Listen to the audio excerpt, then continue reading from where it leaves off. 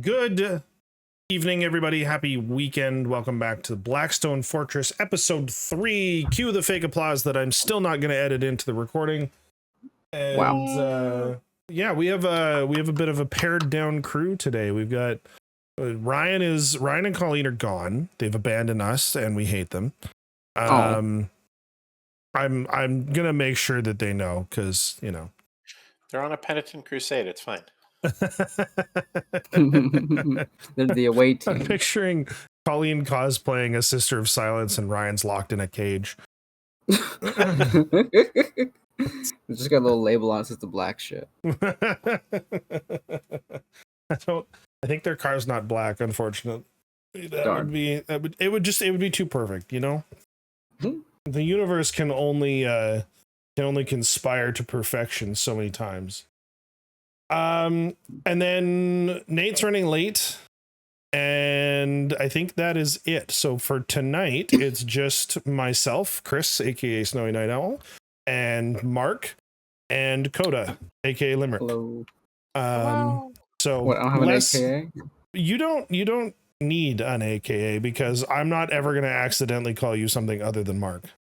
I suppose so. It's more so for people that are not part of our friend group. When I go, so Limerick, and they're like, hold on, who's Limerick? We haven't met Limerick yet. That's true. I don't think you've ever actually called me by my screen name before.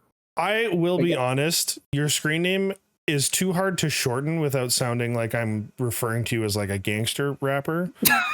And okay, I immediately decided that I wasn't going to use it when I first met you. And you were introduced to me with your real name, and I was like, all right, cool. We're just going to go with it. All right. So that was how that came about. Yes. And then Coda, I've been through 5 usernames with you? 3. Is it 3? Oh no, I've had 5. You've had 3. Yes, I went through one, or changed over just when we met to Peary. And then Limerick I changed over after I stopped playing WoW for a while. Yeah, I remember that. Yeah, good times. Right. So we're it's been a big couple of weeks for Warhammer since our last recording. We've got Space Marine 2 has come out, which is just utterly wilding. I kind of want to, so I shouldn't say Space Marine has come out, because it isn't actually out yet.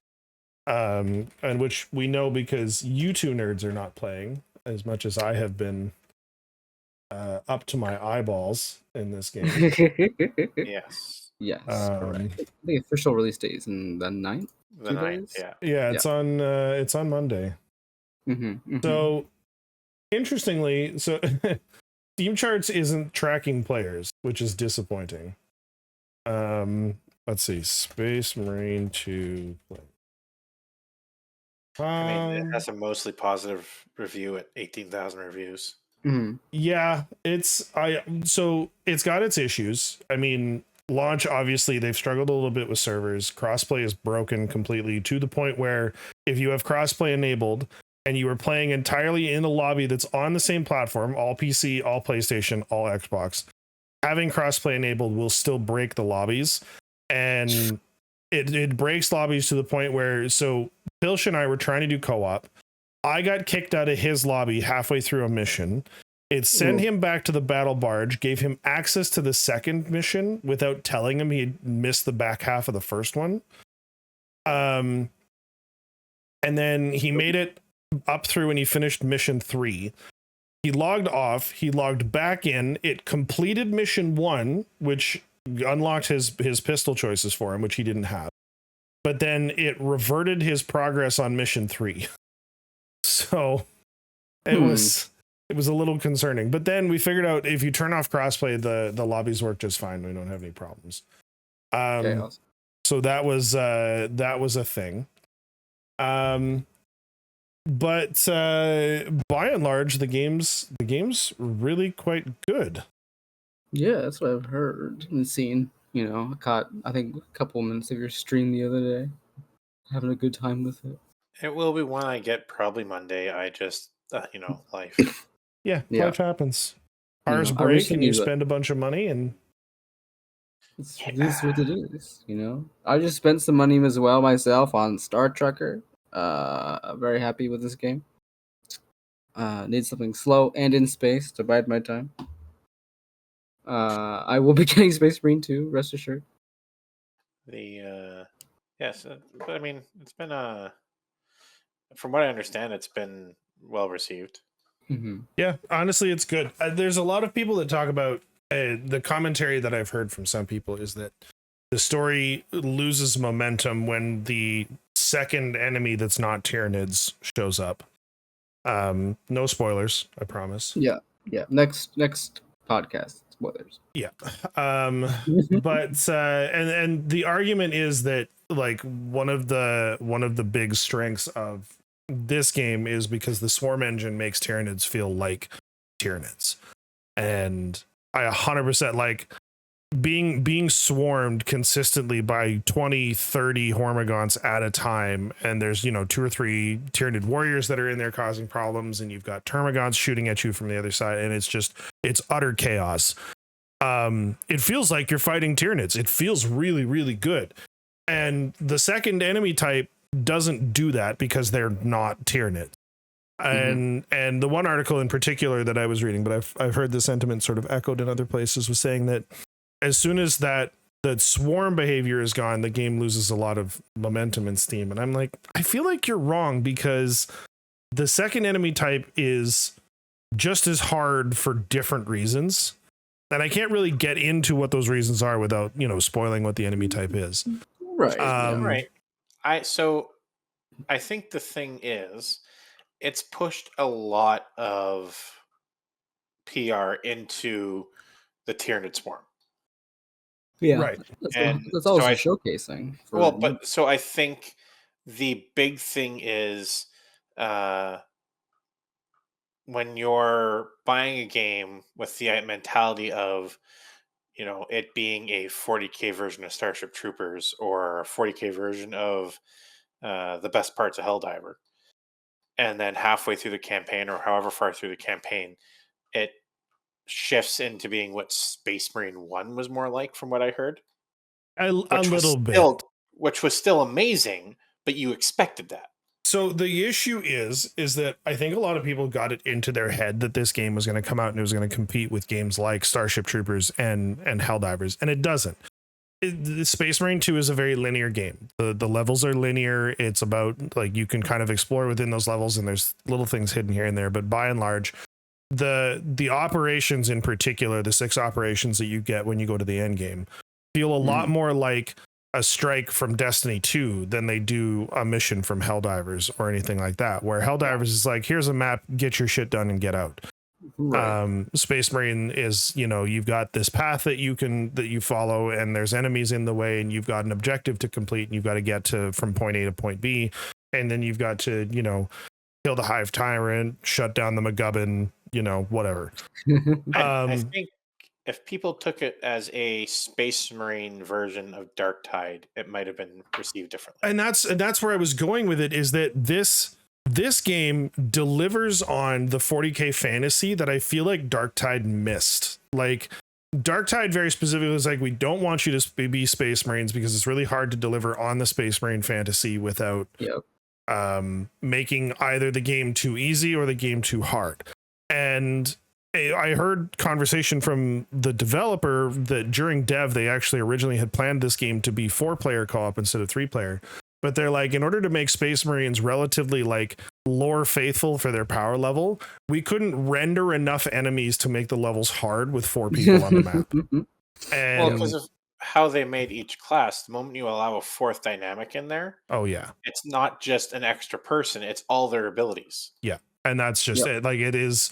And I want to emphasize that the game is insanely fun. It's everything I wanted Darktide to be. Darktide needs to push into its niche more, and like Darktide's got some stuff coming that I've been kind of keeping a half an eye on their patches. They've got a big gear rework coming and blah, blah, blah, blah, blah, and all of that is fun. And I can't be a 10-foot Colossus in Gravis armor holding a heavy bolter with 500 rounds, screaming as I eviscerate everything downrange of me, sometimes including teammates. So Like the power fantasy that this game delivers on is insane. To interrupt and not let you guys speak for just a half a second and get back to my original point though. The talking about, the game loses all this steam in the back half. I think if you're not a Warhammer fan and you come into it and you just want to hack and slash Tyranids because they go squelch and it's a lot of fun, I can totally understand that. If you are a Warhammer fan, though, the second half of the story is about delivering on the character dynamics that they set up in the first half.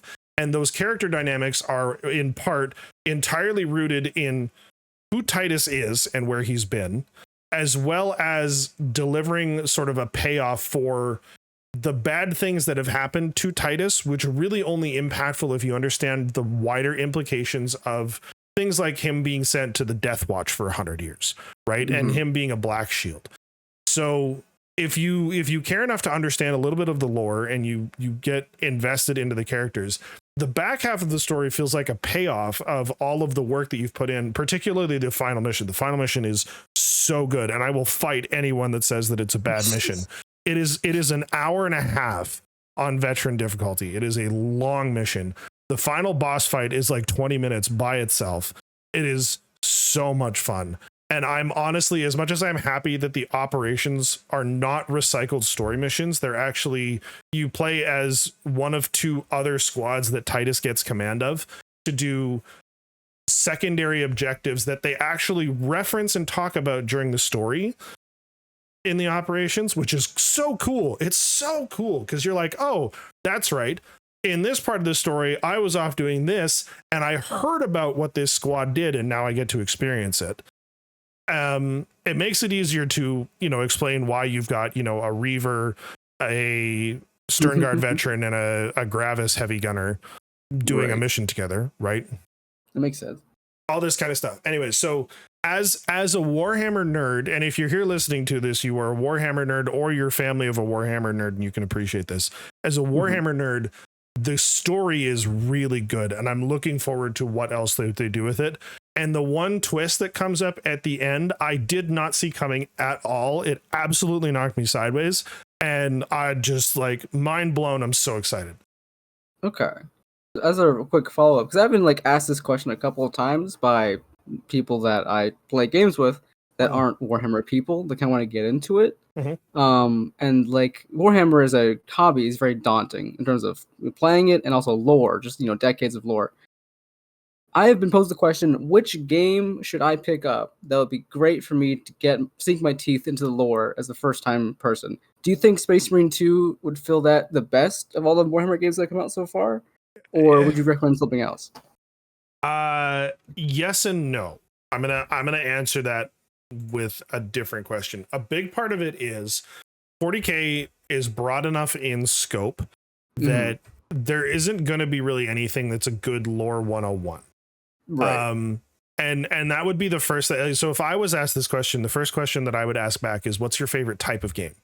There's so many types of Warhammer. But that's what's your favorite type of game? Because if you want I play all games and it doesn't really matter answer, I'm going to tell you to get Dawn of War 2. It's old. It looks old, and it's one of the best Warhammer games ever made. And it does a really good job sort of introducing the broader scope of the lore. Space Marine 2 is somewhat narrow in focus. It is a story about Space Marines. Right. And I'm going to interject. And it's not going to be a popular opinion. Damn. I'm going to gatekeep here a bit. Warhammer has had a horrible track record with games. Okay. We've got phone games, we've got computer games, but none of them have had really high quality games. The ones that are the highest quality don't care that you're new. And what I mean by that is, you don't need to know the lore to beat up Tyranids, but if you want to fully like the game, you need to know what a Tyranid is. Right. Not going to hold your hand. The best games that have been made for Warhammer, Dark Tide, Space Marine 2, Space Marine 1, Dawn of War 2, even because it doesn't hold your hand. They are set up in an established world, and they're not world building games. Well, and that's kind of where I was going to go with my point, is that games is not games are not a solid introduction. Hi, Pilch. Nate's here, everybody. Hello. He decided that we were worth joining. Okay. We were talking at the top of the show about how we hate Ryan and Colleen now because they've abandoned us. Okay. So just to really quick to recap, we've been talking about Space Marine 2 and how Space Marine 2 is awesome and how I really love Space Marine 2. It is great. And Mark posed the question that he's been posed where would Space Marine 2 be a good introduction to Warhammer for people who are interested and new to the hobby? And I said, well, yes, but also no. From a lore standpoint, absolutely not. No, it's a good introduction to what is cool about 40K, which is the idea of a grimdark universe. Everything wants to kill you. However, you are 10 feet of ceramite and rage, and you are willing to weaponize all of those things. And that's kind of a good introduction to that concept. I had said that the best game that I think would introduce you to sort of a wider scope of what Warhammer is would be Dawn of War 2, talking sort of genre agnostic. And to follow up on Limerick was saying that the games is a terrible introduction, and I agree with that wholeheartedly. The problem is, and the issue with answering this question with like a snap answer, and this is why anybody who knows what they're talking about is going to either answer you the way Limerick did, or they're going to answer you the way I did, where it's like, is that in a lot of ways, Warhammer is what you want it to be, right? So you look at taking a step back from games for a second. If you look at Black Library fiction, you can go through Black Library fiction and you can find detective noir stories. You can find sort of Vietnam era war stories. You can find galaxy spanning grand Shakespearean epics that are 68 novels long. You can find pseudo comedy series, Cough Cough the Infinite and Divine. Excuse me, 10,000 years of a pseudo comedy. It's a beautiful relationship. But this is what I'm talking about, is that Warhammer is in many ways what you make of it. And that's where, like, if somebody was to come up to me and say, hey, how do I get into Warhammer? I'm not going to have if you come up to me and you say, hey, how do I get into Gears of War? I'm going to say, go play Gears 3. It'll explain everything you want to know, right? Sure. How do I get into Halo? Go play Halo Reach. It'll explain everything you want to know. How do I get into Warhammer is, okay, do you have 3 hours and are there any coffee shops nearby? Like, it's not even like, so I'll put it this way. Yeah. I would say to anybody that's like, what game gets me into Warhammer? Sure. Space Marine 2 or Dark Tide. They both have their flaws because all Warhammer games have their flaws. Yeah. And I refuse to acknowledge that Space Marine 2 doesn't. And I'm not even talking like launch flaws. I've yet to see a licensed game that doesn't have flaws that people who like it are just willing to look over. Sure. Overlook. Yeah. What I will say is play those two games because they're the newest and you're most likely to be entertained by them. What that entertainment then does is acts as a go find out more at your local library. Yeah, a catalyst. Because people are going to see.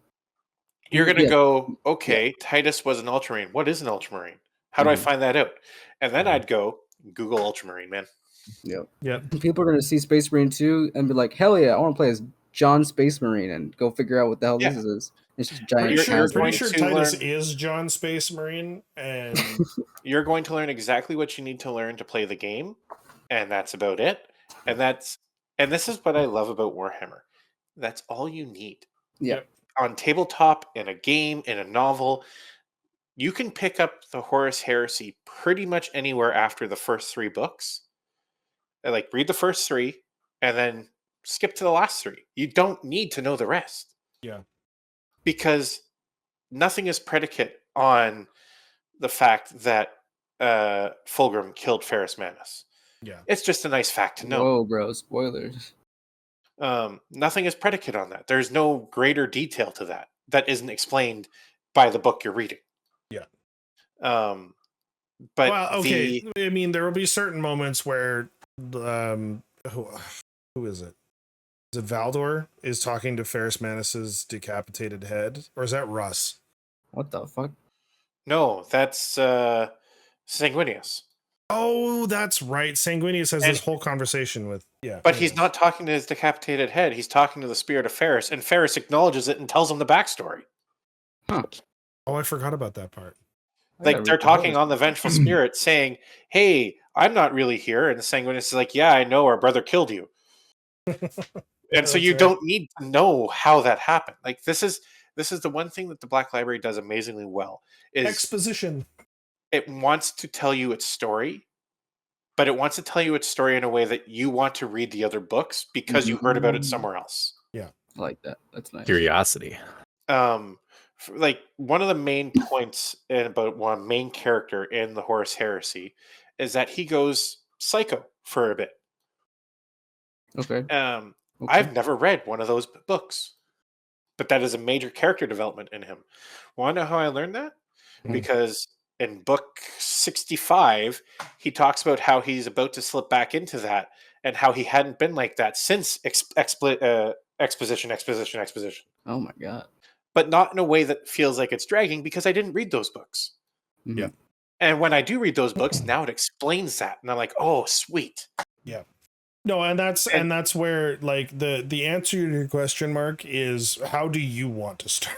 Like it's the answer is very nuanced and multifaceted. Take your pick. Do you like detective noir stories? Go read Eisenhorn. Like and this is like you talked about how Darktide had some failings for you, Chris. And I think this is why you never played Imperial Guard. You like the power fantasy. Oh, 100%. I play Chaos Knights. I love the power fantasy. But as someone who does enjoy being just Joe Schmo against the universe, Darktide fills that. Darktide is the grimy underbelly. You literally are a prisoner that's had his execution stayed because something worse came along. Yeah. And so they gave you a las gun and went, well, if you can be useful, cool. If you can't, you'll die. I should probably clarify that most of my issues with Darktide were from a design standpoint where like the gear system was super awful.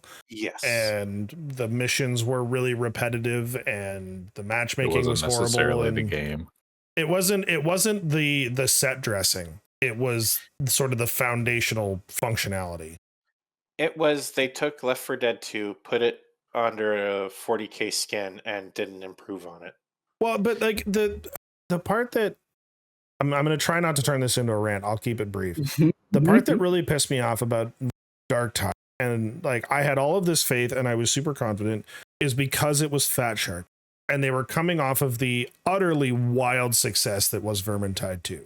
Yes. And I'm like, if anybody is going to deliver on a solid 40k 4-player co-op game, Space Marines or not, it's going to be Fat Shark, because they're going to find a way to make, you know, the chaos infested hive city at least interesting to play in, and the enemies will be fun and the mechanics will be there and the classes will feel good. And the set dressing was incredible. The storytelling was really good. I like the way they sort of drip fed you information, just like you were a convict that has had, you know, a stay of execution essentially just because you were in the right place at the wrong time. And then you get into it and you're like, oh, well, the guns suck, and getting guns that don't suck is going to require 1,000 hours of gameplay, which is all going to suck because the guns suck and I can't get better guns. Yeah, the progression system kneecaps the game. I will not. Yeah, I love the game because it's near and dear to me. But I fully admit that the progression system kneecapped it. Yeah. No, I enjoyed the game until I just kept doing the same thing over and over again. Yeah. I got my ogre into max level, and then it was at the part where it's like, okay, now I need to work on getting better gear so that I can progress into harder missions. And that was the point that I was like, oh my god, this is awful. Yeah, see, I literally played the Psyker class with the shards. with the shards with like the arrows. Yeah. And because that was better than any gun that I could get. Mm-hmm. The now, can I hijack this onto the technically the second point I wanted to make, but I think it fits in better as the first. Sure. No. So we're all talking about how to get into this hobby, right? Sure, Like, yeah. what was the lead into the hobby, and how games didn't work. But I want to pose something that I think affects a lot more fans of 40K. Okay. What happens when you played an edition that just burns you out? Now, I'll admit that Nate and Mark haven't been around long enough to really feel that. I don't think. Correct. Nope. But a lot of people who played 8th edition and 9th edition learned the term bloat. So I was reading through one of my codexes, and I'm not going to name which one because I don't want fans to come after me and say, "Oh, but really, it was good." Sure. They had 22 stratagems. Yes, I remember this. Oh my god. They had 22 stratagems plus your core 12 that Yep. everybody has. Yep. They had relics galore. They had armor upgrades galore. Oh my god. Their psychers had more spells than you could shake a stick at, but only could know 2 of them. So you had to choose which 2 of the 18 they could know. Yep. The rule bloat was just massive. Yes. And when you're talking about fan experience, it's hard to remember all that as a new person, or even as an old person. Yep. Personally, my dad got involved in 9th and hated playing because by turn 3, but just building an army, he's like, okay, so what stratagems do I need to use? So what me and him would do is we'd build a 1,000-point army. We'd go through the stratagems that fit that 1,000-point army, and I'd say, okay, forget all of them but these 2. Just use these 2 for this game. And he found that manageable. Yes. And I've heard from numerous people that 8th and 9th did that to a lot of them. The rule bloat was just so intense. Yep. And it pushed them away from the game. Now, the reason I bring all this up is because I feel that the tabletop game is at a point where that has been fixed and would, if given a chance, a lot of those people returning would be happier. Like I think you're 100% right. Like I remember starting in 9th edition personally. With Necrons, my one love, and it's insane. It's like what we have now with attachments. You had like 6 different dynasties you could choose from, and they had to be correct colors and all that jazz. You had 24 stratagems. You had all this different crap. You if you feel like a Catan in any sort of sense, we had the same kind of thing. You'd choose like 4 powers, and you would switch them every turn. You use a stratagem to switch them around, and it was crazy just to keep track of. And you had protocols, which you would have to decide at the beginning of the game before the first battle round which one would activate on each round. It's just so much. It's just a big ball of proverbial wax. I have to step away for 2 seconds, but I'm just gonna, when I get back, I'll talk about sort of my experience starting way back in the day, originally in 3rd edition, and then coming back to the hobby in 7th. So I will be back shortly. My big thing was I started back in 3rd. I played a bit in 5th. I got back to it in 7th. I really dug into it in 8th and 9th. Yeah. And so when I dug into it, it was at its possibly most bloated state. Yeah. And it was brutal. And because not only do I have to remember all the rules for my army, but as a competitive player, I'm trying to remember the rules of the other armies. Yep. What not to do. You have to remember 150 different stratagems. You have to remember all their different rule combos. Oh my god. Right. And not, as I've said before, not that I'm ever expecting to have someone cheat or whatever, because our community is pretty good about that. Sure. But people make mistakes, and I don't want to lose because he forgot that he couldn't do this round 2. Yeah, they're potentially game-changing mistakes, which people aren't doing intentionally. I do it all the time when I'm playing with you guys. And so, I'm trying to remember that, not for those reasons. Like, I'm not trying to just know it because I need to know it. No, you don't necessarily need to know every other army's stuff. Right. But I don't want to get gotcha'd because I didn't know that, Grey Knights could teleport. Yeah, it feels bad. So I'm trying to remember everything. I'm, getting codex PDFs offline just to go through their stratagem page to try and pick out which ones I think people would use. Yeah. So many tabs open. Yeah, and it's insane. Did you And ever then play with like Astra Militarum during the 9th edition with yeah. orders? How was that? Well, What'd you do? so okay, just to give an idea of what bloat meant back then, and the Astra Militarum orders, there were certain orders that could be given out by certain people to different things. Yep. Like So let's say, for example, your commissar. He could give out what I call commissar orders, which were pretty niche, but those are the only orders he could give out. Yep. And he couldn't give them out to tanks or anything, just to infantry. And so what 10th came along and said, okay, all orders, everybody has the same orders. Tanks don't have different orders than infantry. Everybody has the same orders. And what we're doing is we're saying, if you share the keywords with the thing you're ordering, you can give them the orders. nice. So unless it says otherwise. So for like example, a tank commander has the squadron keyword. He can give orders to squadron things. A Castellan has the regiment keyword. He can give orders to regiment things. The Commissar. no, the exclusion to the rule there is that like my Lord Solar Leontis, who is the named character of all named characters in Astra Militarum, Yeah. he can give orders to both squadron and regimental, but his ability says that. Gotcha. Okay. So if there's an exception to the rule, it's stated. But it's nice because I don't have to remember, okay, what was the movement order for tanks? And Yep. what was the movement order for infantry? Because they were named different things. It's now just move, move, move. Yep. Move, move, move. Yep. So it's gotten a lot easier. And they've done that across the board on 10th. On 10th, Mhm. you know, your detachments have what, 6 stratagems. Yes, sir. Then you have your detachment rule and maybe a handful of enhancements you might be able to use. I think it's like 4 capping. Yeah, and so like, yes, I could see detachments getting bloated, as in like armies having too many detachments. And by that I mean flavor wise, it'd probably be amazing, but competitive wise, does a faction really need 8 detachments if only 2 of them are good? Right. I get that. But Custodes. exactly. Kind of like a actually kind of a follow-up question, Limerick. I'll pick your brain here a bit. In that sense, with like they kind of cut down trim a lot of the fat. How do you feel about them dropping the point costs for war gear options? It made it so much easier. I like for think it people just who makes it are for people who are just getting into 10th Yeah.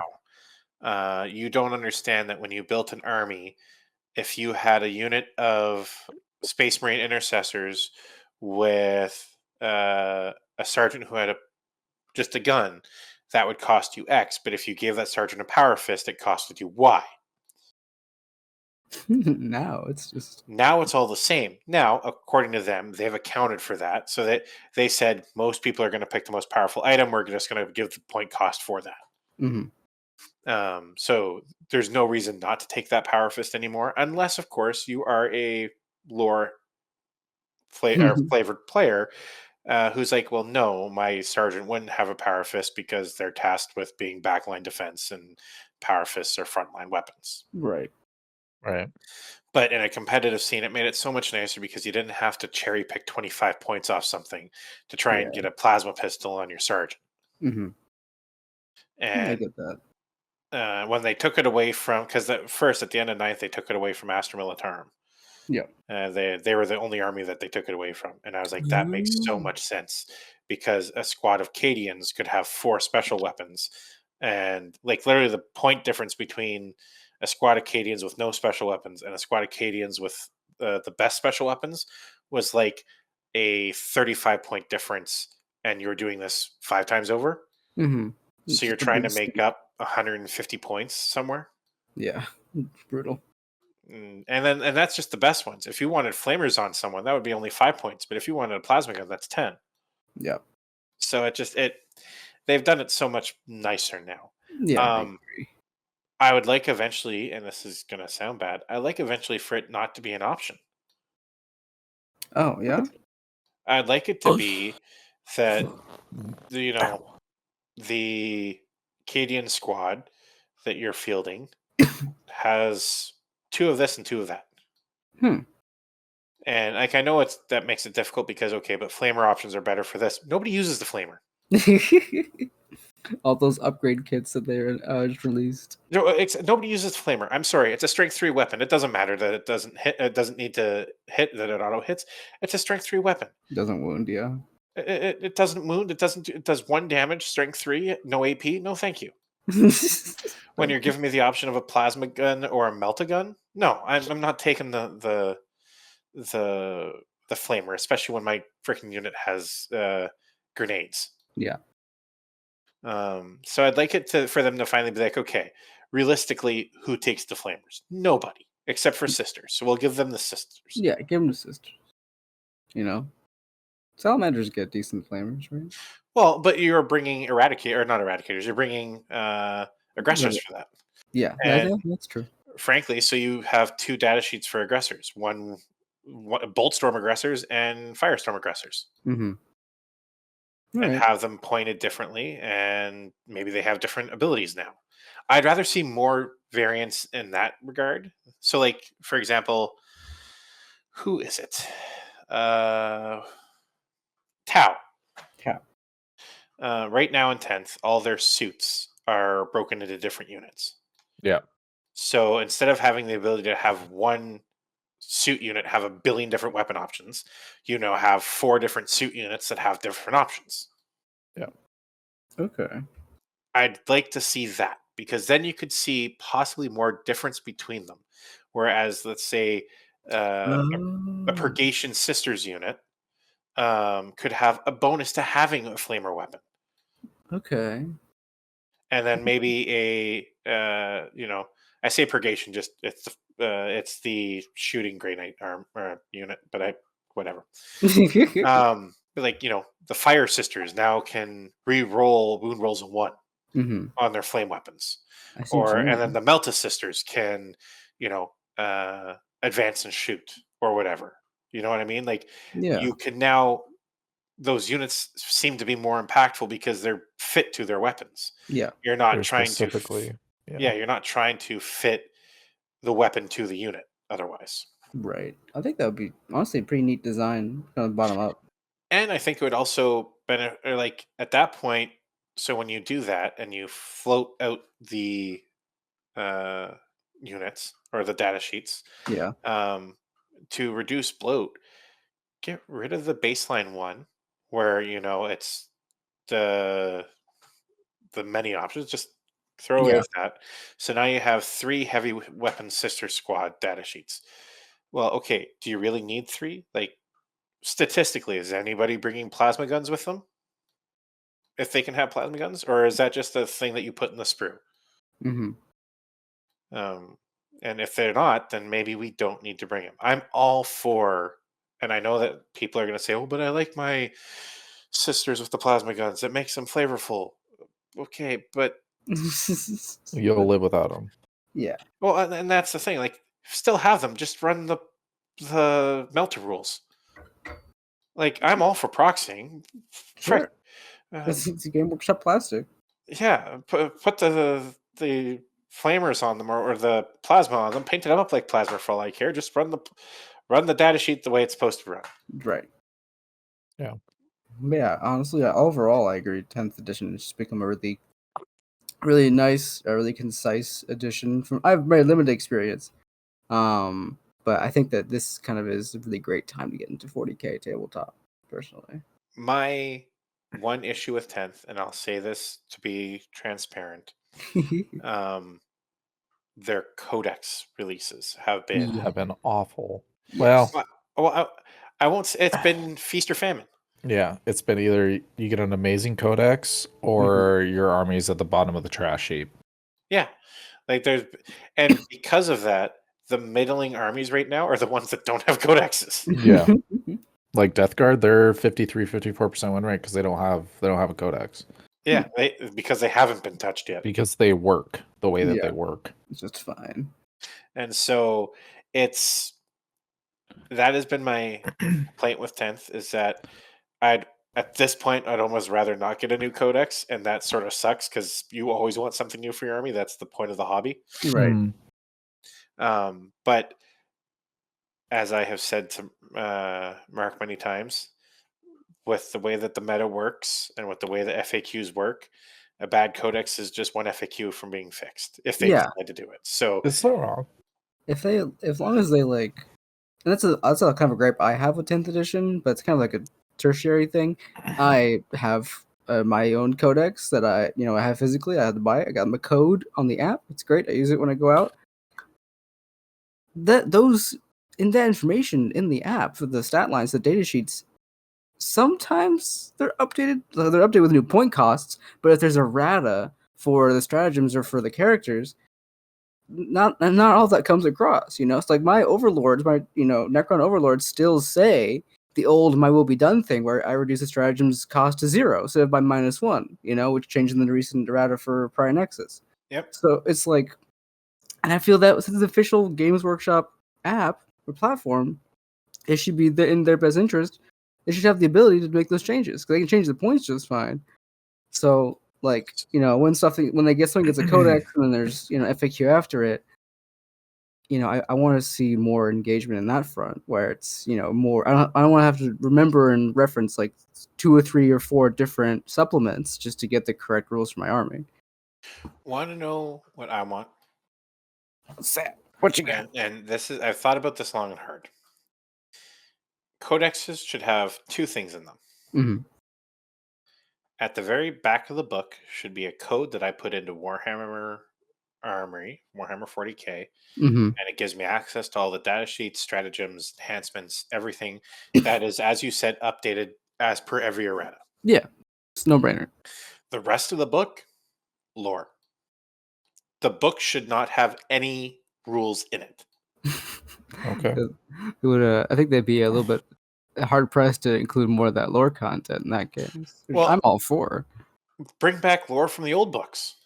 Ooh, Yeah. Like, just because it's old doesn't mean it's wrong. I mean, if it's wrong, don't put it in. But right. Yeah. if it's still relevant, then just make it a compendium.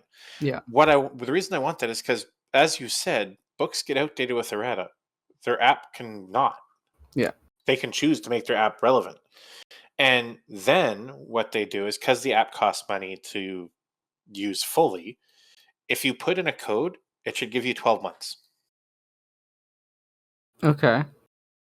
Sure, if they want to, if they need to monetize it for the service, yeah, that wouldn't be a bad idea. It's monetized right now. If you want to use Yeah. It's like $60. the Battleforge Beyond 3 Army List or whatever, Mm-hmm. You have to subscribe to Warhammer Plus. Oh, And so I realize now I'm spoiled. they've wrapped a lot of things into Warhammer Plus. I didn't realize that's why I had. I'm sorry for my pretentious position, guys. I didn't realize I was enjoying all these benefits with that because of Warhammer Plus. To me, and this is where, like, maybe 12 months is a lot, or maybe they need to find a way to allow you to use the armory for free, and the code just gives you the access to your army. But there should be a code that lets me use updated rules, and the book shouldn't have to be brought to the table. Yeah, I mean, I still bring it to the table. They're halfway there with the armory, with the Battleforge. They're halfway there, but it needs to be kept updated, and then they can get rid of the stuff in the book. Yeah. And when stuff like that goes, you know what they can do? Change the release schedule to be So when codexes are now just lore and not rules as well, it doesn't matter if the Space Marines get all their chapters released at once. Okay. Because you don't need to have a supplement book. It doesn't need to exist. What they come out with is an update to the Blood Angel rules that they finally get looked at. Yeah. And so when you buy your Space Marine Codex book, it has all the lore you need. Because, like, right now, I have a Space Marines 10th edition Codex supplement Dark Angels. Yes. I can't play Dark Angels with that book. Yep.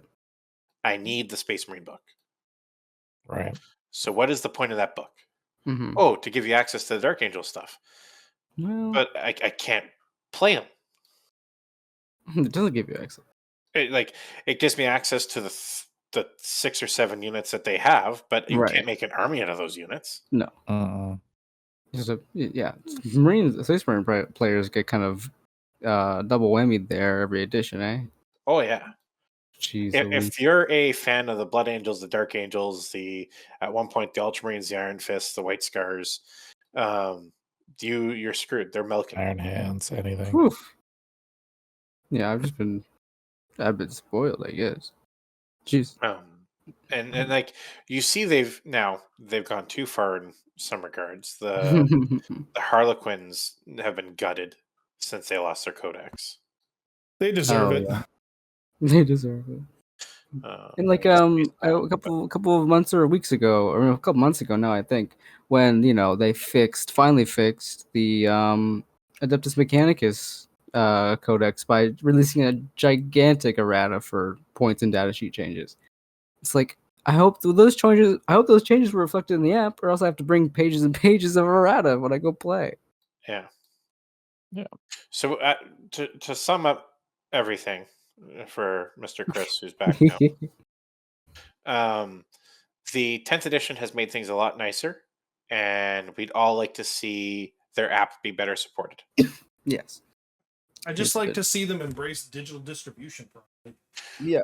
So my Christmas wish list for Games Workshop was that the codexes have 2 things in them. The first is at the back page, a code you put into your app, and you get access to those rules that are updated at the moment that the erratas drop, and there you go. The other thing, that the codex is just a storybook. Mm-hmm. Yeah, you can hear all about that on our podcast. If you want to go and take a listen to it later. Can I throw out a wild take here that not a lot of people are probably going to agree with? What? I don't like codexes. Damn. Like as in physical books, or the concept of the concept of updating armies and changing them entirely. Well, how they play. I understand growth and new things need to happen for the game to survive. But like what we were talking about earlier, like the armies that don't have codexes, they're right where they need to be. They're anywhere from 50 to 53, 54% win rates because they're good at what they do. But this is something that is unique to 10th. That's true. Because 10th when is 10th the first dropped, time that non-codex armies have been even good. No. This is the first time there's such thing as a non-codex army. Oh, that's right. They always just use the old codex.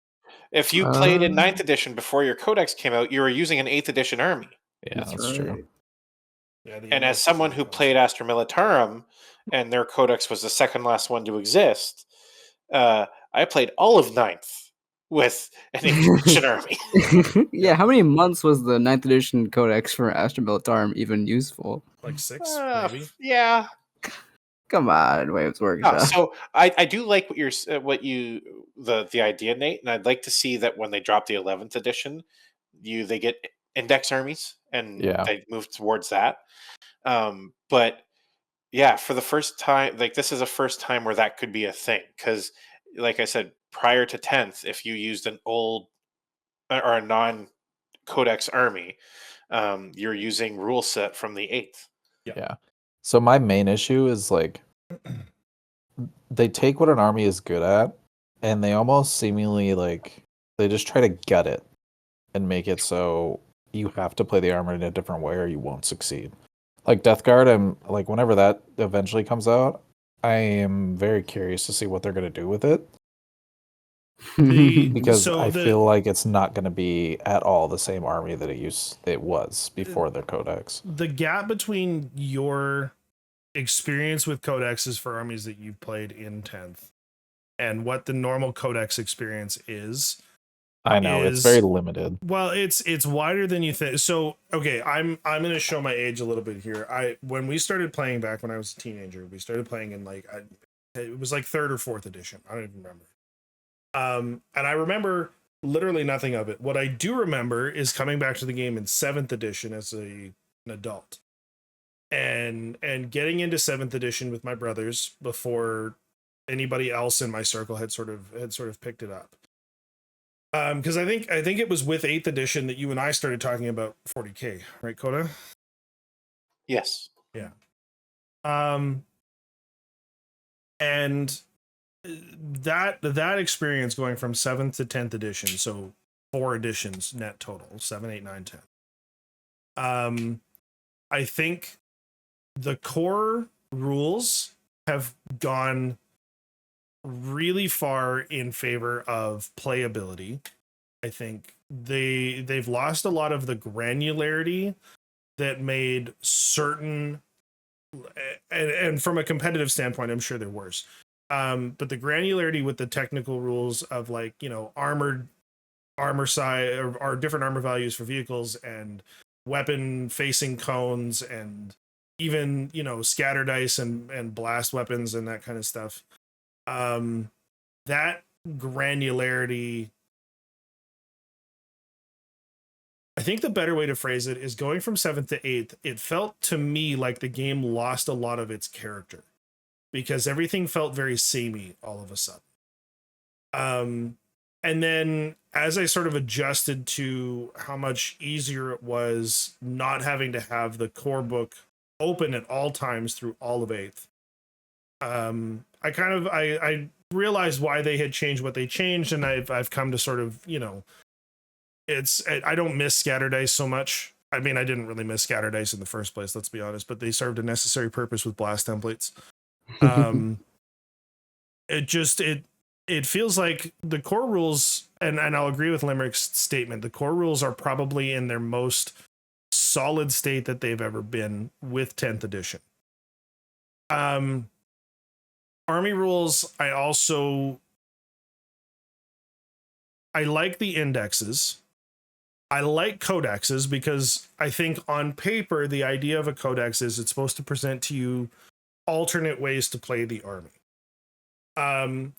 What I think needs to change with the game, and I sort of spoke to this earlier when I had joined in, is they need to embrace the digital side of the hobby, I think, a lot more than they already have. But they need to embrace it in a way that makes sense for people. So I think codexes should, like Limerick said, be art and lore books, right? You buy it if you want something pretty to look at.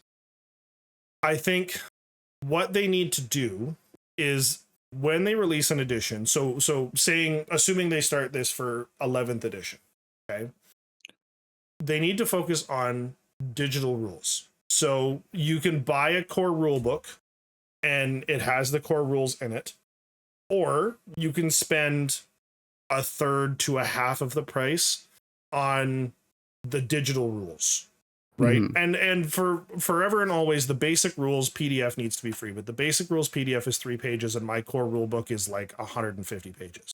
Yeah. And so that core rule book still needs to exist because I still like the idea of physical books, but you need to be able to buy the entire core rules side of things if that is even necessary. But I think the core rules should arguably be free and on the app. Okay. So we're talking about doubling down on the app right now. Yeah.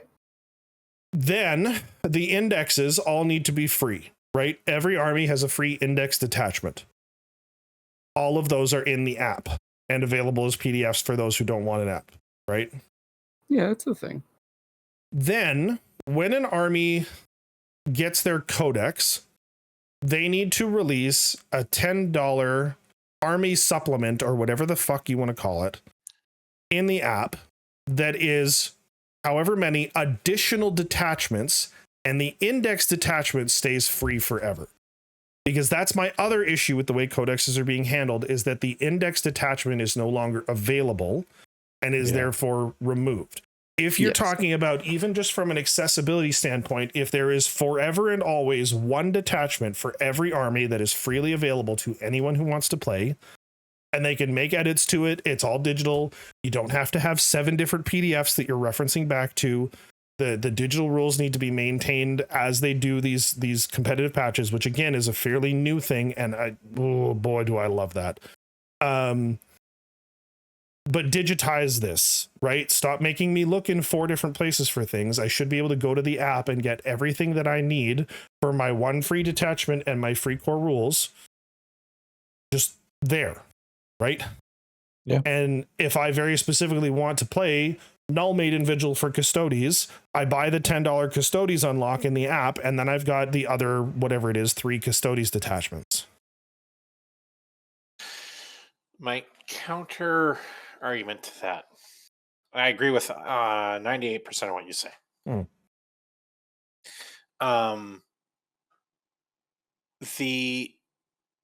My argument to the $10 Codex boost or whatever, unlock, open door, whatever you want to call it. Yeah, detachment or whatever. I think that alienates people further. Well, I don't think it alienates them further than what they're doing now.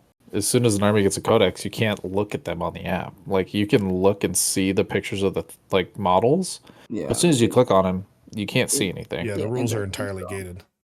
Right, and that matters for people who, like us, play online and need the rules, but don't have the book.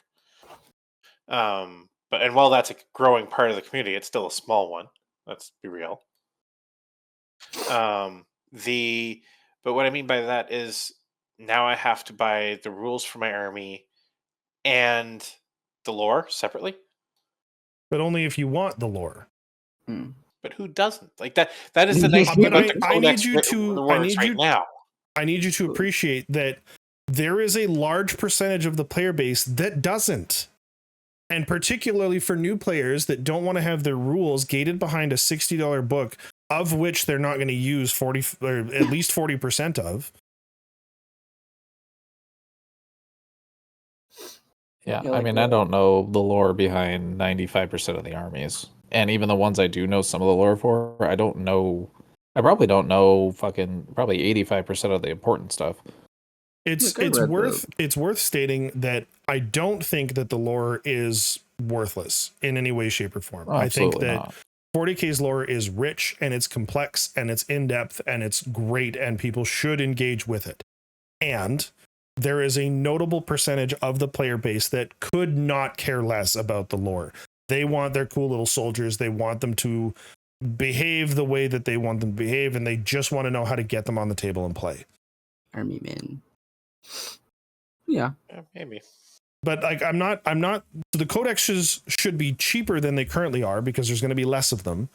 The rules should be digital. The rules should be digital distribution, not just because that's the way that the hobby is going and the way that, sort of people are engaging with the rules side of things, but because I think they make more money. I think more people buy the rules versus just pulling PDFs off the internet.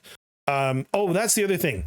The army maker in their app needs to be free, like not just limited to one list, because that is the stupidest decision I've ever heard.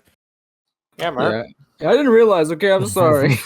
I didn't realize this entire time, Snowy. I just thought that everyone had access to all the armors they want. No, because I have a Warhammer Plus subscription when I bought my Codex, so I just thought this was normal. But apparently, I'm fucking privileged as hell. Yeah, no, you are limited to one army list, and if you don't buy the Codex, which you have to buy a $60 book to get a digital code to put into the app, which is so dumb.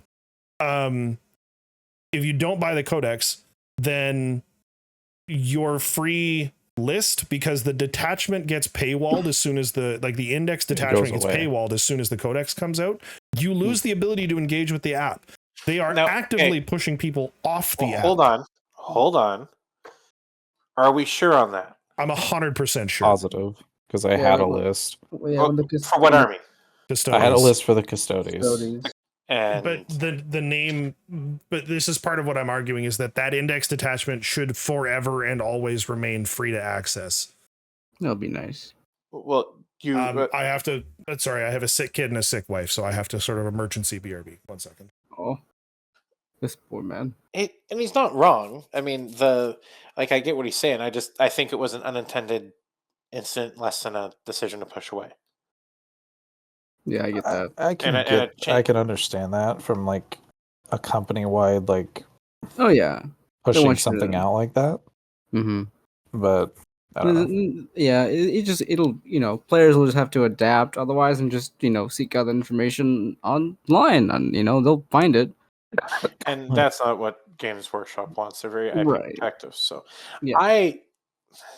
First off, for a company that is so IP protective, I'm surprised that they're not better at adapting shit that other people do. Yeah. Like Battlescribe, New Recruit, all that's out there. Why is there Unofficial Warforged? Warhammer, yeah. Why is there Warforged so behind? Yeah, I agree. It's very narrow. Like even just playing on the app because we talked about boarding actions like a week or two ago.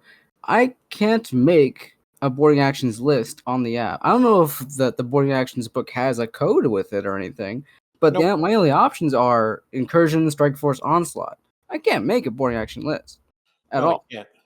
And that's just like regular units, mostly the same data sheets as like 40k. It's all the same data sheets. Yeah. There's like some stuff that's like taken off.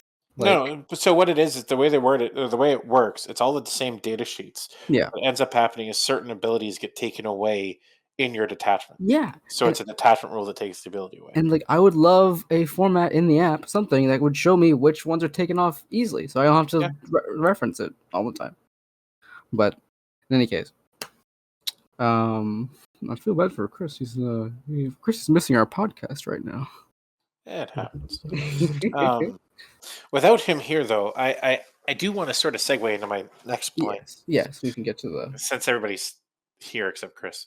Yes. We don't need him. I am the competitive person. Mm-hmm. That's my job on this podcast. Yes. I do enjoy the competitive scene. I'm bowed before you. But please don't. Rise, lowly human. No. But I understand that this is a hobby that turns competitive, not the other way around. Mm-hmm. So, my question I pose to you guys, and I'll pose it to Chris when he gets back. Yes. The factions we play are important. They're flavorful. They determine really how almost our community sees us. You see a person who plays Ultramarines, and the very first thing you think of is, oh, Smurf. You see someone who, plays Night Lords, and you're like, Edgelord, I get it. That it's for better or worse, our factions and our armies are supposed to be, I'll say, table representatives of what we want them to be, right? Right. Sometimes that's hard for people to get into. Like, there's 24 factions, each one has detachments and models galore, and where do you start? Lots of shiny. So the question I pose to you guys, I've never seen this game before, never played, but I have money I'm willing to burn and effort and time. What army should I build first? And I'm talking faction, detachment, model range. I don't need you to give me a 2,000 point list, but I want an army that should be fun to paint on average. Should net me some equal wins and losses, and has some appeal. Yeah, I did some brain thinking, some racking it up, and I considered. My answer might not surprise anybody here, but I did settle on Necrons, and I'll explain why. My reasoning, as a newcomer to 40k, I think that a lot of the initial stuff in your face is Space Marines, Ultramarines, Boys in Blue, all that kind of thing, and Space Marines have I think the largest array of models in there to choose from. Then their rules can be pretty complicated. So I kind of used it as a baseline and went with, I think a new player would have a nice mix and balance of collecting, building, and playing using a Necron's army based on the Awakened Dynasty detachment. Which is really, it's good for a number of reasons. Awakened Dynasty just simply says, if a unit is being led by a character, whenever that unit shoots, add 1 to the hit roll, which right there, that's all it is basically, but it's pretty impactful, and it lets you start thinking about, like, hey, what are characters, what are units, what can I attach them to? And it starts like the whole critical thinking process of how I can mix and match some of my units. And plus, the Awakened Dynasty detachment, the 6 stratagems you get access to in 10th edition, none of those stratagems gatekeep you from using them on any units. Like, so how certain stratagems say you only use this on a vehicle, or you only use this on like a Praetorian model, that kind of thing. The 6 in Awakened Dynasty can be used on any unit in the Necron's army. So even if you have just like whatever you can scrape together for models that are already built or painted from your friends or whatever, you can field them and they will get value for whatever you pick. Whereas, if I choose another detachment with, that needs keywords for Destroyer Cult, and I have no Destroyer Cult units, then it's useless detachment. I shouldn't take it. Awakened Dynasty, as baseline, easy to follow, army rule, and it applies to everything. So you'll get some value there. Another thing, Necron models are very forgiving to paint. They are super simple to look great or just good enough, really. Space Marines, as a side-by-side comparison, I don't think I could ever comfortably paint a Space Marine to be good enough. There's so much detail work, so much edging, so much highlighting. Necrons, you need a black base coat, lead belcher, Runelord brass, and then whatever color you want for your flare. And just dump a bunch of Nuln Oil on it, and it looks amazing. Those cracks and crevices, put black, it's all gray, it's great. You don't need to worry about all this crap. And it kind of ties into also Necrons for their data sheets have maybe one choice or 1 or 2 choices for weapon profiles. Whereas right now, Space Marines, if you do a regular squad of, intercessors or what have you, there's like 4 or 5 different options for like guns to put them on. And you have to you have an upgrade sprue and all that stuff. You put on the models. You want it to look how it looks accurately. That's fine. Necrons have maybe one other choice of gun, and with how extra equipment is in this edition, you just stick them all on there and it looks great. You don't have to worry about it. There's less choice there, and everything is still, still comparable in terms of power and toughness. Well, I had notes here. Oh god, no oil. So weapon profiles.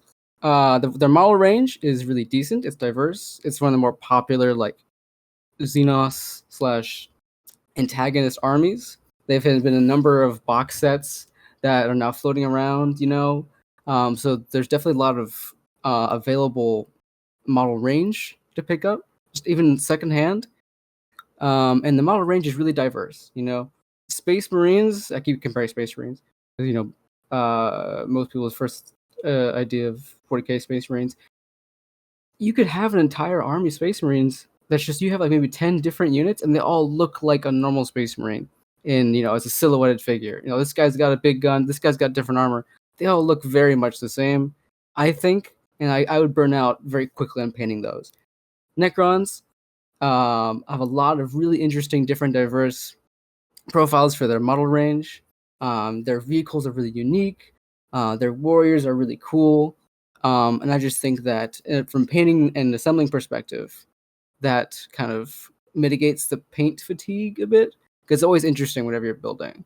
Like, a Wraith is really similar to a spider, but they're both so different in the way that they're posed that I personally don't think that a new player would get as tired of making them.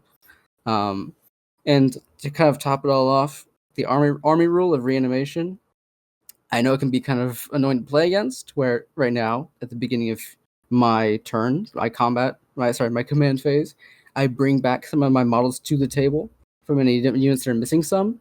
That is a really great for beginners that have, this is one of their first kind of couple of games. They put a lot of time and effort into making and painting their models. They get that extra opportunity to keep playing with those models that they get that, other armies would not necessarily get. It's like, oh, I just built this unit of like amazing Centurions or amazing Terminators, and before they even got to go, I lose half of them. And that's a big feels bad moment in my book. Whereas for Necrons, I may get to bring some of them back before they all go away, which I think is a really nice way to incentivize a new player to commit to an army. Like you will get to almost guaranteed, get to use some or most of the models you play with during the game. So overall, my vote would be Awakened Dynasty Necrons. Just how baseline, not too confusing. It's really forgiving, and the rules themselves are decently straightforward. My opinion. My I humble like that. I understand. I did some research. I understand maybe custodies, you have less data issues to worry about, but they have some confusing stuff. Yeah, no, I get that. The only reason I wouldn't recommend custodies is because, from a rule standpoint, they're very like hot or cold. Like I don't know that I've ever seen custodies be sort of like middle of the range. No, Yeah. they're either top dog or they're bottom of the trash heap.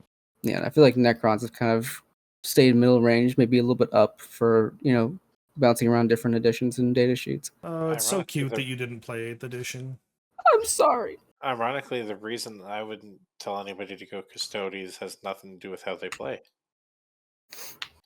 Gold is such a hard color to accent. Yeah, I fucking bet. It's like I would The- literally like To paint it, not bad. Like you could even freaking spray paint it, and because it's largely all one color. mhm. But then to do the filigrees and all that to get highlighting, so that Oh yeah. it's not even so. You got to be bad to get good, right? Like Sure. it is a talent you learn. But it is so hard to even be bad at highlighting gold because there's just so many places or so many ways for it just not to do anything. You put a lighter gold over a gold, and because of how metallic paints work, you might not notice it and think you're done, or think that well, okay, it doesn't do anything. No, it just needs 8 layers. Like it's such a difficult paint scheme. Yeah. Yeah, and Necrons come out of the fucking ground. So if your model looks terrible and dirty, it's all on flavor. It's more accurate. It's so forgiving. I'm gonna let Pilch do his next because I kind of want to save mine and go last. Oh. Pilch I got has- 6, so buckle up. 6 Oh. recommendations, bitch. Yikes. I don't have 6. I'm also afraid of Oath of Moment, so there's that. I did have a really hard time with this question, though.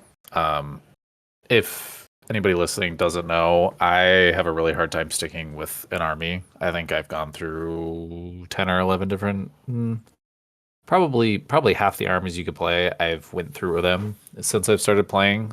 And I only started, I want to say, what was this night? Probably like 4 or 5 months before 10th came out, or was it a little longer? No, you were like a month and a half before 10th because you got Yeah, into it okay. because 10th was coming and it was supposed to be the most new player friendly edition ever. Right. That's right. Yep.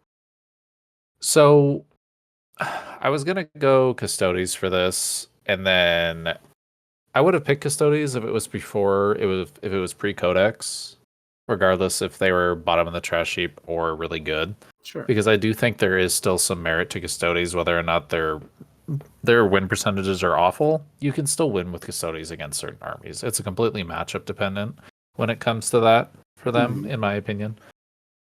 I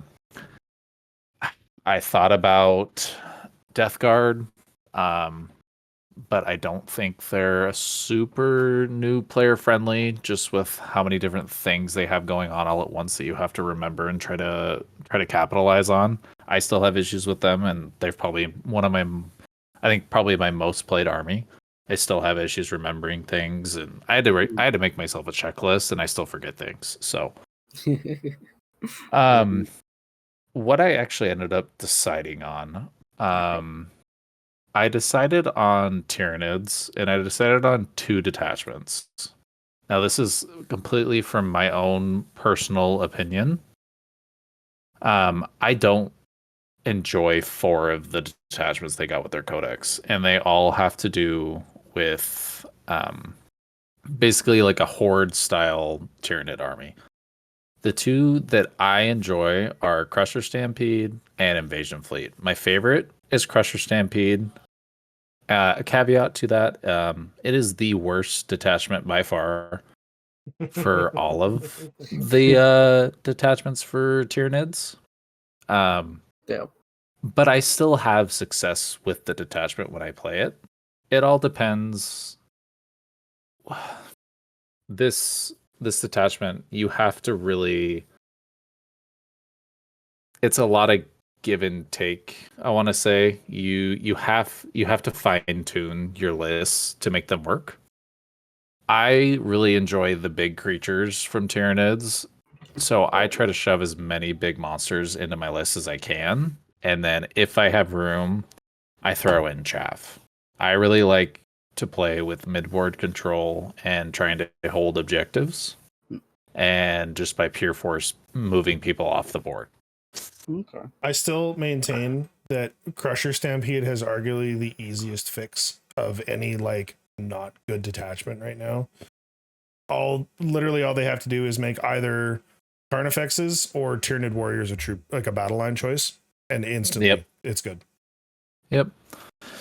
So Crusher Stampede, basically, it only affects Tyranid monsters, which is, I'd say, roughly 60-70% of the Tyranid Codex. It's basically, you add 1 to the hit roll of a Tyranid monster model if it's below its starting strength.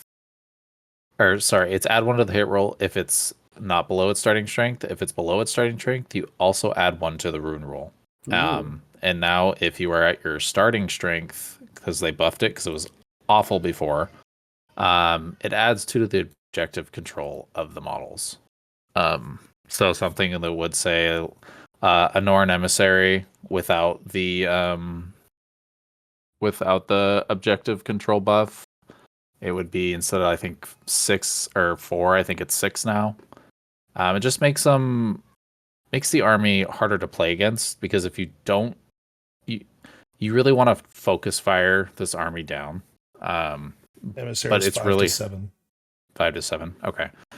But when you try to do that, it makes it a lot harder now, because ones that are full health, it's going to be really hard to get them off of the objective and take control of it, because they have a higher OC now. You can't just focus fire one thing down at a time like you used to with this detachment.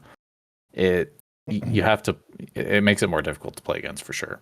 It's worth noting too that like that OC improvement that they've given them plays really nicely with a few of the Tyranid shenanigans, specifically the Norns, with their singular purpose. While they're on their chosen objective, their base OC jumps to 15, which then becomes 17, which I think makes them the highest OC single unit in the game. Yeah, and it makes them very, very hard to take off of the objective. Yeah, and even if you get onto the objective, you're most likely not taking over the objective with your OC, because the Norn's big enough as it is. It's gonna be hard to fit 17, or 17 plus OC onto that objective while he's on it. Well, and like Norns, if you pick an objective for their singular purpose, they have a 5-up Feel No Pain, which improves to 4-up against mortals, a 4-up in Vuln save, on a model that is T11 with a 2-up save and 16 wounds. Yeah. They're very hard to kill and very hard to get rid of. And that's what I like. That's what I like about the Crusher Stampede, is I bring a lot of really hard target monsters that are hard to kill. Because like what Mark was saying, I don't like bringing a bunch of chaff and then accidentally misstepping, and you can see a quarter of a model's base that's tucked behind a wall. But since you can see that one part of that model, a blast weapon takes out 85% of my chaff unit, and it's basically a waste. Or, back before I switched to Chaos Knights, it was, the Hearthguard can see them. Yeah. This is why we must play boarding actions. But this is entirely a me thing. I think there is absolutely, you'll win, you'll lose. It all depends on the matchup. This army really struggles against hard stat check armies. Like Snowy, he plays Chaos Knights, and literally the only thing in my army that can kill him is a Tyrannifex. And so if he just focus fires my Tyrannifex, I really don't have enough anti-tank, or in that case, enough chaff units to whittle him down. So there are just some hard counters to this army. I won't say there's not. But you still have a really good chance against things that aren't just hard stat checking you. And in a lot of cases with armies that bring a lot of chaff, you're the one stat checking them. So it all depends. I was going to say, I think there are exactly 2 factions that actually stat check a Crusher Stampede. Yeah. And you have the unfortunate circumstance of playing regularly against one of them. Yeah. Probably both of them. Yeah. I got to take a grain of salt when I play against Snowy because his army is very unique in that sense. I don't not enjoy playing list. He doesn't. Yeah. If he ran the competitive list, I wouldn't have a chance. But I have to wonder how World Years would go into Crusher. You guys should find out. I think that would be a pretty good game. I think World Leaders would probably. I don't know. I think it would depend on a couple things, for sure. I think much like many World Years games, it depends on can I hide long enough to swing first. Right. Yeah. And that's almost how you kind of want to play this as well. You don't want to set everything out up on the front and then get blasted off the table, turn 1. Because if you do that, you lose. Let's say I lose a Norn somehow in the first turn before he gets to his objective, because at that point he doesn't have his upgraded Feel No Pain and his increased defenses. If he gets blown off the table, that's probably 5th or 6th of like a 2,000 point list. I'd be in a big disadvantage if that were to happen. Yep, you've got to use terrain properly. Yeah, it's a very swingy army. You either steamroll somebody or you usually get steamrolled. Now, I understand losing and getting steamrolled is frustrating, but when you steamroll people, it feels oh so good. Yep. Or just terrible. If it's like a little kid or something. Yeah. I also think it's a pretty beginner friendly army because the detachment rule is really straightforward. The stratagems are really straightforward. The one issue with the detachment, if you do bring more chaff than I would normally bring, none of the stratagems will affect like the small units, like gargoyles or termagants or hormagaunts, like little battle line chaff unit. They don't affect them because they're all Tyranid monster keyword stratagems, which is that's the point of the it's the point of the arm or point of the detachment. Right. But in a real life sense, for painting, I don't have a good grasp on if they would be easy to paint. I think if you really wanted to get very intricate and very detailed on like in between their bone plating, like they have their they have the fleshy bits in between all the bone plating. If you wanted to get very intricate, I think it would be very difficult to paint if you were doing a more horde style army. But I think with a Crusher Stampede list, I think my list consisted of 11 different models. I think it would be a lot of fun to take your time on each one and make them look really good. And you really wouldn't need to do a lot of chaff painting, at least with my Crusher Stampede list. I will counterpoint you a little bit on that one as one of the 2 somewhat aggressive painters. If you're a beginning painter and you just want to get your Tyranids on the table, you could paint up a Tyranid monster that would look probably 75-80% as good as the ones in the store with 1 rattle can and 3 paint pots. Yes. Yeah. Contrast paints work amazing on Tyranids. Yeah. Lots of big flat surfaces, lots of nooks and crannies. Very simple. Yeah. You get 2 or 3 of the right paints. If you are talking to somebody who knows what they're doing in the hobby, they know somebody at the bare minimum who knows which paints you need, and you will have a good looking Tyranid army with minimal effort. It is not that hard to do. There you go, folks. Easy to do. All of that being said, I'm gonna disagree with everything that's been said here because that's all the best content, as we all know. Oh my god! All right. And I'm going to say that the first purchase that anybody that's new to the 40K hobby should make is Tabletop Simulator. Okay, buddy. I maintain that telling somebody who's new to the hobby to pick an army is doing them a disservice. I know that's not the question, which is why I'm being a bit of a putz about this, but I would have fucking said that. Tabletop Simulator. Now, if I'm put in a position where my friend is like, nope, I'm buying models. I need you to help me pick models because, you know, let's say we want to, you know, you're going to a tournament in 6 months and I want to bring models along too. I'm like, damn it. Okay. Then I would actually suggest Chaos Space Marines using the Veteran of the Long War detachment. Veterans of the Long War.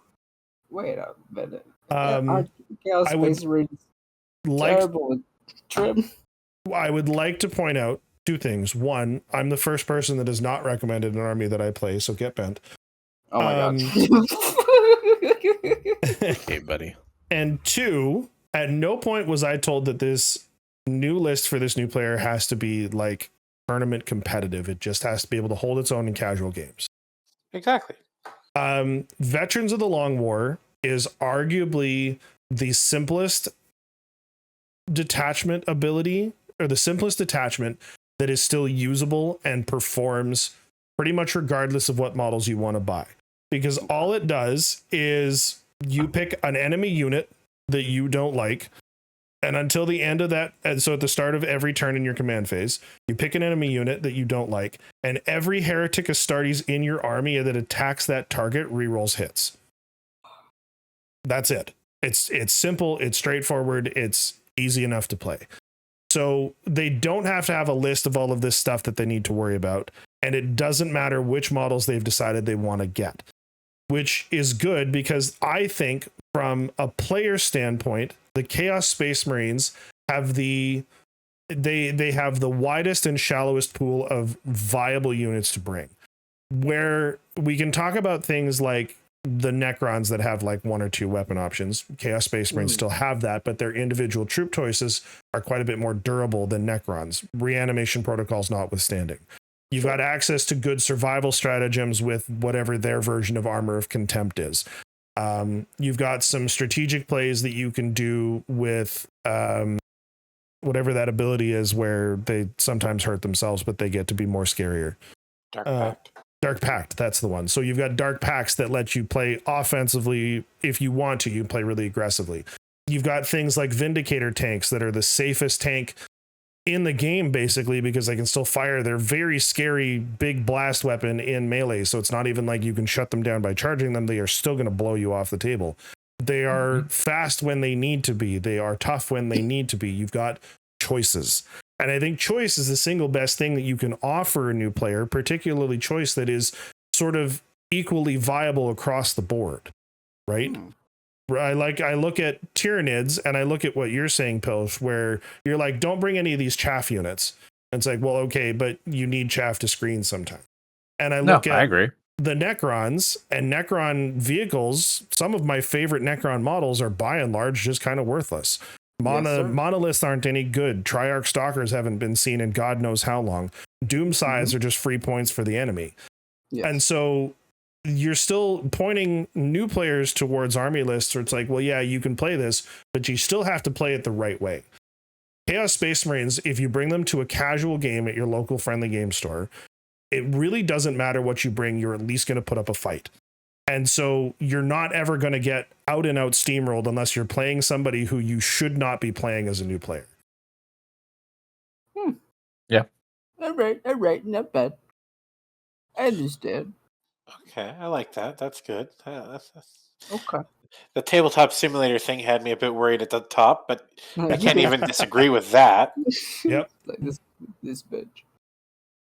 So, my question for you, or I guess my statement, because I thought about this too. I can't ask you guys to do it and not do it myself. Right.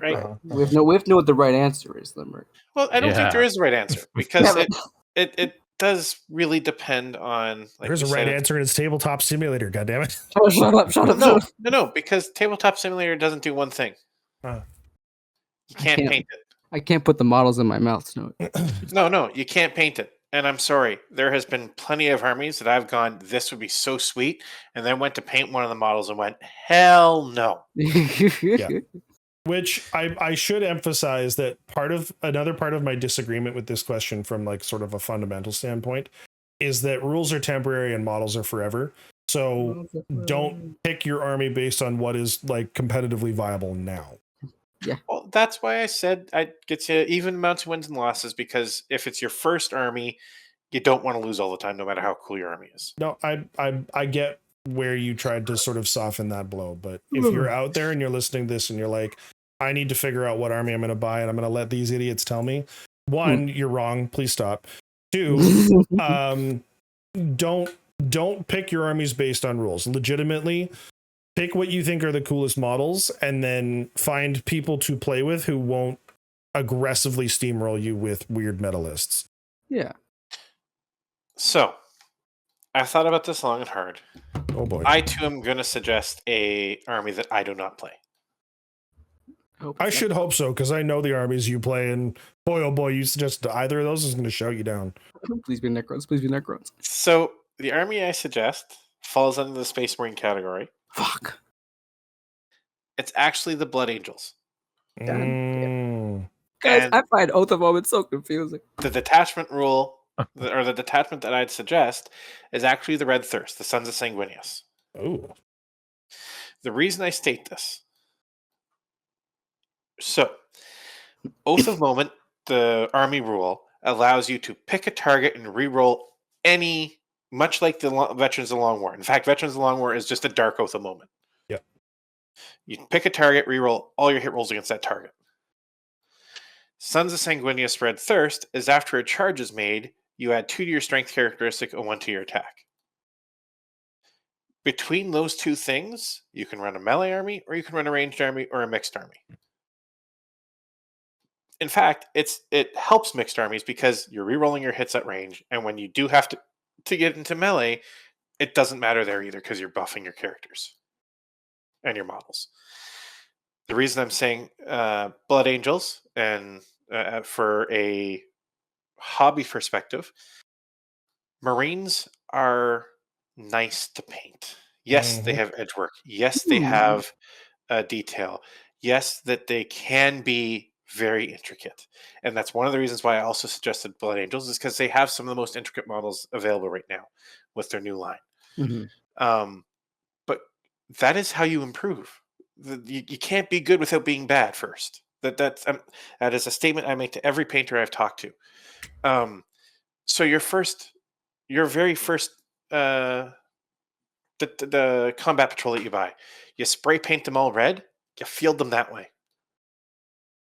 There's your Blood Angel army. Then, when you decide that you want to take it on, you throw gold on the Aquilas. And then when you wanted to do some highlighting, now you highlight the edge work. It does not require... First off, none of these armies require you to sit down and spend 6 hours on a single model, every model. No. All these armies that I have heard proposed are armies that you can start at a 4-foot rule and move on, which for new players, the 4-foot rule is if you don't see the mistake from 4 feet away, it's not a mistake. Anybody who's closer than that to your models is doing something wrong. I'm going to put it in my mouth. Well, sorry, my flavored paints aren't in yet. I also think that Space Marines have, inarguably the largest line. Yes. You want melee Marines, Blade Guard, Assault jump pack guys, Assault regular guys, Terminators. It's a massive line. I don't think you can go wrong. And I don't think there's a single person on this planet who's interested in this hobby that can't find a model in the Space Marine line they like. It's just a good line. It's also worth noting, because that was part of my decision to pick Chaos Space Marines too, that I'm willing to bet you that a measurable percentage, probably 70% at least, of people who are now suddenly becoming interested in Warhammer are at the bare minimum interested in Halo, Gears, or the Space Marine game. Yeah. Boys in blue. And then from a lore perspective, I find the Blood Angels have something for everybody. They have the dark secret that I'm not going to ruin right now. They have the heroic side. They have the amazing Primarch. They have the lore that when you like uh, um, the models enough to get into is there. Not that the other ones don't. I just find personally the Blood Angels to be so much more fascinating with their lore. They're not as every legion, every chapter is well rounded. There's depth to lore there. You don't have to look so hard with the Blood Angels as you do with some of the other ones. The depth to it is obvious. And lastly, the reason that I suggest the Blood Angels is they did just get a bunch of new updates. This is true. They got a bunch of new models. I don't think there's a bad model in their line right now. That's specifically theirs. So I mean, it's a good time to pick them up.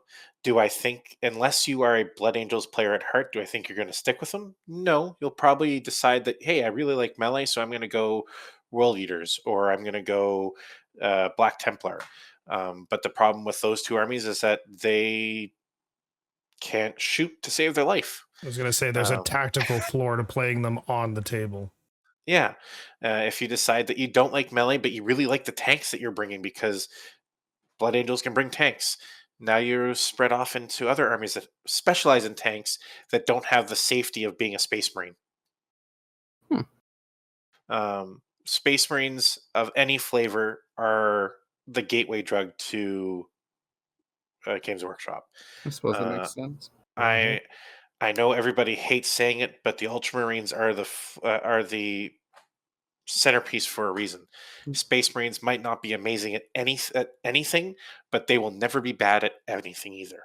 They are the McDonald's of the Games Workshop world. Nobody goes to McDonald's and expects to have the best meal they've ever had, but one thing they know for certain is they're never going to have a disgusting meal. Or that they're always going to have a disgusting meal and that's what they want. But that's the thing. Like you know what you're getting out of it, and there's no surprises. Consistency is the Space Marine rule. I chose Blood Angels because I don't think another army provides both the melee and the range benefits as well as Blood Angels. And like I said, their lore just tickles my fancy. But as a World Eaters fanboy, that makes sense. All right. I did not expect our all ranches to be so diverse, but these are a lot of good points raised.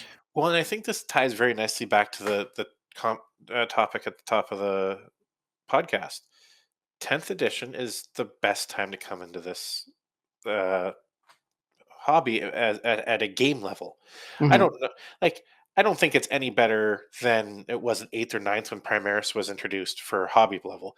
I think Primaris models changed the way that painters look at Space Marines now. Primaris models paint so much nicer than Firstborn. I'm sorry, it's just true. I like Primaris more than Firstborn. I can hear the pitchfork starting already, but I absolutely do. The hot takes keep on coming. From a painting perspective, I'm sorry, scale models just make sense. From a rules perspective, we named 4 different armies, all of which play very differently, all of which in a casual setting will net you a fun game every time. Yep. Ain't that the truth? And for me, I am a competitive person when it comes to this game. But that's because I have fun playing at the competitive level. If you don't have fun playing at the competitive level, don't be there. Yeah. Take this hobby as what it is, which is a community that loves its people and wants to have fun. Oh yeah, you're guaranteed to, and you always play against someone that's passionate about the game. I have family members that do it just for lore. I have family members that do it just to paint. I have family members that have never walked into a hobby store painted a model or put together a model, never have thought about reading a codex, but have gone through all the Eisenhorn, all the Ravenor, and all the Beckwin series. Because those are books set in the Warhammer world that is the genre they love. Very And nice. so this is the best time to play the game of 40K, but it will never be a bad time to have a hobby that is 40K. Yeah. I hope we're not eating our words in like 2 months from now or something. I honestly, I kind of hope that we eat our words, because I agree that this is the best time to become a 40K fan from a rules standpoint. They really got to catch up on their delivery methods, which is what we were talking about. But Look. even then, from the way it has been, like, yes, I will fully agree, they are still Stone Age in their delivery methods. Yeah. But we're talking about a company that prior to COVID didn't have an app. Yep. Yeah. No, I'm not saying they haven't come a long way. I just need them to take that like last step. Like, go back. Oh, yes. I will pay But you so much money. and maybe it's something that we need to mention to our listeners too, since we do like the new people. This hobby gained a lot of traction during COVID, the dark days as I call them. So when you're looking at the community, it's very rare that the community that you're dealing with is older than 10 years old as a whole. You'll have people who have been playing this game forever, Oh yeah. but as a whole, most of the people in this community started less than 15 years ago. The short version of all of this conversation is Combat Patrol's not a gateway drug. GW needs to do better digital distribution, and Play what you think looks cool. Yeah, models are forever, rules are temporary. Thank you for being here for a very long episode of Blackstone Fortress. We will see everybody again in 2 weeks. Take good care of yourselves and stay weird. We'll talk to you later. Bye. Bye.